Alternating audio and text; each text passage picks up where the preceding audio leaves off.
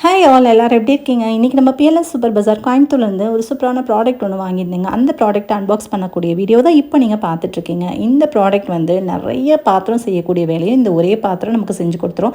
ரொம்ப ஈஸியாக ரொம்ப நீட்டாக நம்ம கிச்சனாக வச்சுக்க ஹெல்ப்ஃபுல்லாக இருக்கக்கூடிய இந்த ப்ராடக்ட் தாங்க.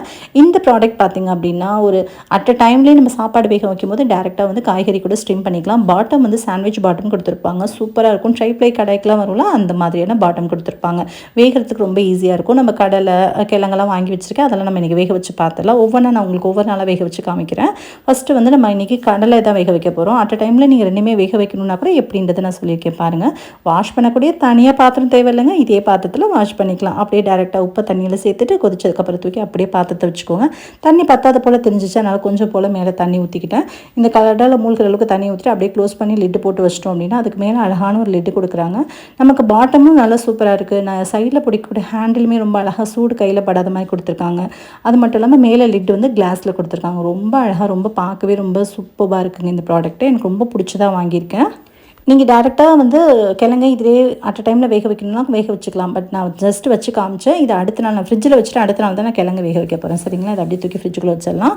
இப்போ நம்ம கடலை மட்டும் வேக வச்சு எடுத்துக்கலாம். கடலை வெந்ததுக்கப்புறம் எப்படி வெந்திருக்குன்னு நான் காமிக்கிற பாருங்கள். ஒரு 12 நிமிஷம் தான் ஆச்சு. அவ்வளோ சூப்பராக வெந்துருச்சுங்க. 304 கிரேட் கொண்ட ஸ்டெயின்லெஸ் ஸ்டீல் இந்த ப்ராடக்ட்டை நீங்கள் ஆர்டர் பண்ணணும் அப்படின்னா வெப்சைட் லிங்க் இதோட ஃபுல் டீட்டெயில்ஸ் எல்லாமே டிஸ்கிரிப்ஷனில் கொடுத்துருக்கேன். இப்போவே செக் பண்ணி பாருங்கள்.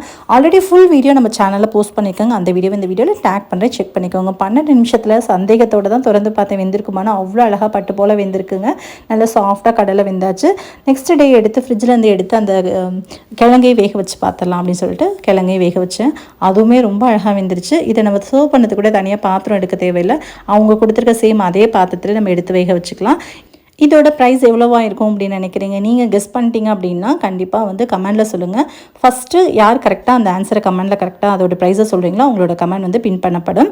அடுத்து இதோட ப்ரைஸ் நீங்கள் நினைக்கிறத விட ரொம்பவே ரீசனபிளான ப்ரைஸ் தாங்க.